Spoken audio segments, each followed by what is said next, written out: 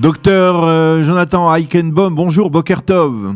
Bonjour Daniel, Boker Tov. Je rappelle à nos auditeurs qui ne le savent pas peut-être que vous êtes le directeur général de Greenpeace en Israël et avec vous nous allons parler environnement avec un classement de l'université de Yale aux États-Unis qui établit que l'État d'Israël se trouve parmi les 30 pays qui ont fait le plus de progrès, on va dire, en matière d'environnement, de lutte en faveur de l'environnement. Alors, on a du mal à bien comprendre. Est-ce que c'est un résultat encourageant, satisfaisant ou même une forme de déception? Parce que j'ai l'impression que l'État d'Israël a finalement perdu quelques places par rapport à un même classement il y a un an.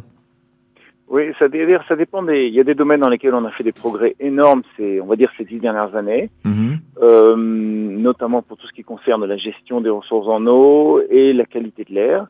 Et puis il y a des domaines dans lesquels on a fait beaucoup moins de progrès, ou au contraire on a reculé énormément, et c'est ce que ce rapport permet de mettre en évidence. C'est quoi les domaines? Quels sont les domaines qui sont les plus problématiques, donc du point de vue israélien? Du point de vue, alors d'abord, je vais quand même commencer par les domaines qui sont dans lesquels on va commencer par les bonnes choses, allez. Voilà, pour les bonnes choses, parce que bon, ça fait toujours du bien de commencer par ça le matin. D'abord, donc la gestion de l'eau, où là, par rapport à ça, on a quand même des choses formidables qui ont été faites en Israël depuis des décennies et qui aujourd'hui sont des technologies qui sont employées dans le monde entier. On est le premier pays au monde en termes de réutilisation des eaux usées. Donc par rapport à ça, donc c'est vraiment très bien. Et également dans la qualité de l'eau, il y a pas de souci là-dessus. Il y a quand même énormément de pays où il y a beaucoup de gens qui sont malades ou qui décèdent à cause des problèmes d'eau et de la consommation d'eau. Donc c'est pas le cas chez nous, c'est très bien. Un autre domaine dans lequel on a fait des progrès importants, c'est la qualité de l'air, de manière générale, notamment grâce à une politique fiscale qui a été avantageuse pour les voitures propres. On va dire les voitures moins polluantes, voilà, pour être plus précis. Et là-dessus, on a observé également des progrès très importants. Alors, dans tous les cas, ce qui est important ça veut dire qu'on respire un air plus sain aujourd'hui en Israël qu'il y a quelques années. Et oui, de manière générale, les valeurs de la plupart des polluants de l'air sont satisfaisantes. Il y en a certaines dans lesquelles ils ne sont pas satisfaisantes, mais on est aussi dans une région où il y a pas mal de poussière naturelle. Donc, par rapport à ça, on a moins de possibilités de rajouter de la pollution, on va dire, en tout cas de la pollution de particules. Mais il y a d'autres polluants pour lesquels les valeurs sont relativement meilleures que celles de pas mal de pays, y compris les pays d'Europe occidentale. Cela ne veut pas dire que l'air est un air pur. On parle quand même de 2500 décès dus à la pollution de l'air en Israël chaque année. Donc ça reste quand même quelque chose d'important. Mais malgré tout, on a vu quand même des progrès qui ont été faits. Par contre, ce qui est moins encourageant, c'est essentiellement dans deux domaines.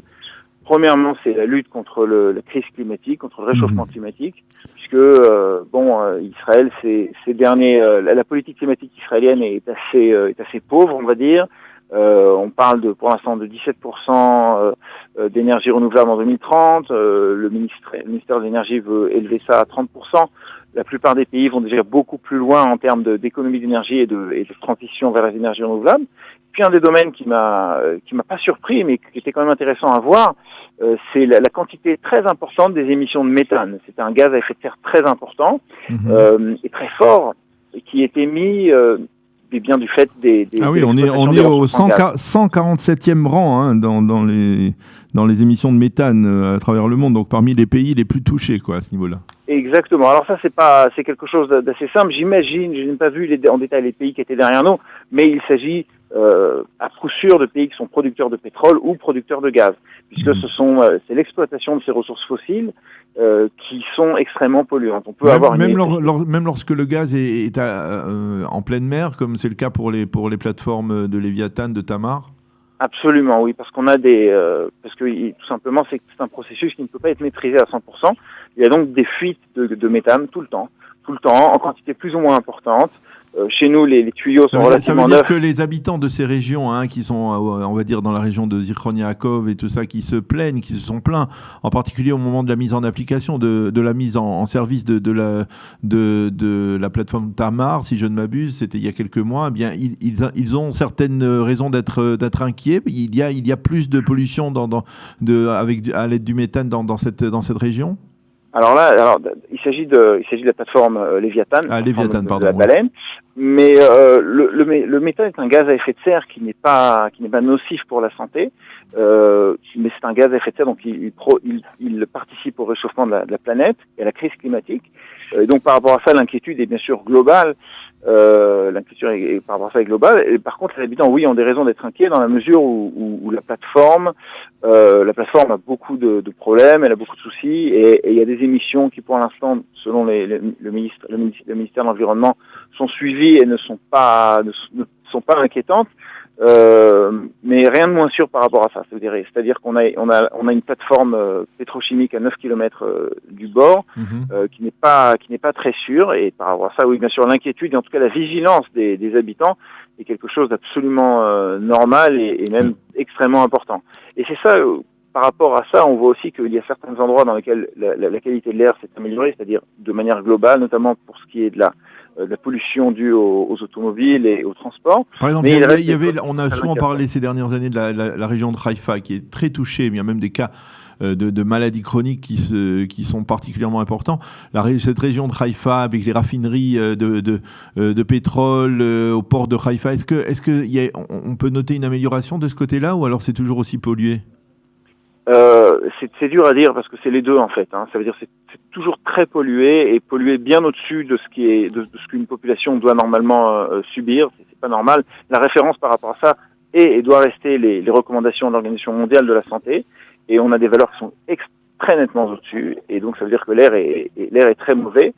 Par rapport à Haïfa, le gouvernement a investi énormément, mais il a investi énormément dans le domaine des transports, parce que c'était plus facile et parce que c'était compliqué de faire face à une industrie pétrochimique qui est toute puissante et qui représente un problème de pollution un peu plus coriace à s'occuper. La seule solution, c'est en fin de compte de diminuer la quantité de pétrole qu'on utilise en Israël et de diminuer la quantité de pétrole qu'on exporte, parce que la moitié quasiment de ce pétrole qui est raffiné à Haïfa est exporté vers la Turquie et vers Chypre. Et donc, par rapport à ça, il n'y a que une politique vraiment forte qui irait vers une fermeture et, dans un premier temps, au moins une diminution de la production qui permettrait de résoudre le problème. Oui, un dernier domaine, par contre, que je pense qu'on n'a pas abordé, c'est le domaine de la diversité biologique, qui est très important. Israël, c'est tout petit et on a un nombre d'espèces animales et végétales qui est équivalent à celui de la France. Et par rapport à ça, il y a des politiques à faire pour les protéger.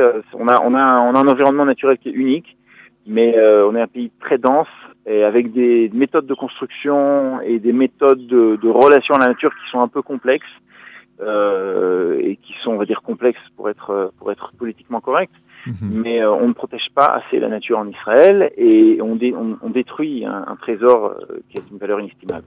Alors, une autre question concernant la crise du coronavirus. Je crois que vous étiez déjà intervenu sur notre antenne il y a quelques semaines, un peu à ce propos aussi. Est-ce que, après 3 mois de crise, est-ce qu'on peut établir que cette crise a quelque part, de manière paradoxale, permis on va dire, à l'environnement en Israël de prendre un peu de repos, en tout cas de s'améliorer, moins de pollution. La pollution a été limitée en raison par exemple du manque de circulation, de tous les phénomènes qui sont liés au coronavirus.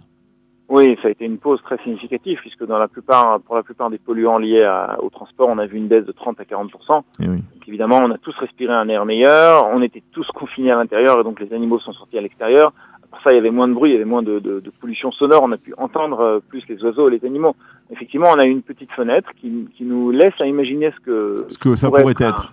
Exactement, mais c'est vrai qu'une fois qu'on déconfine, 3 mois c'est pas suffisant, et puis bon, c'est de manière assez normale et assez naturelle les mauvaises habitudes reviennent.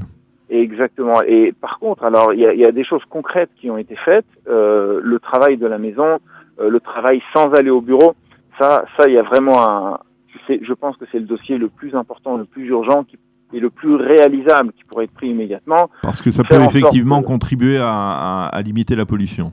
Exactement, et pas seulement ça, mais 1 ou 2 jours par semaine sur l'ensemble du marché, travailler de la maison ou travailler proche de la maison, ne pas se déplacer, fait baisser la pollution, résout le problème des embouteillages qui coûtent énormément en nerfs, en argent, en temps. Et là, il y a vraiment un dossier à prendre dont il faut se saisir immédiatement parce que c'est une occasion. Eh bien, docteur Jonathan Eichenbaum, merci beaucoup d'avoir été avec nous ce matin pour nous éclairer sur cette enquête qui a été publiée ces derniers jours de l'Université d'Yale sur l'état de l'environnement en Israël ces dernières années, et en particulier de nous avoir réagi sur les développements liés à la crise du coronavirus. Merci d'avoir été avec nous. Bonne journée, à bientôt. Avec plaisir. Bonne journée.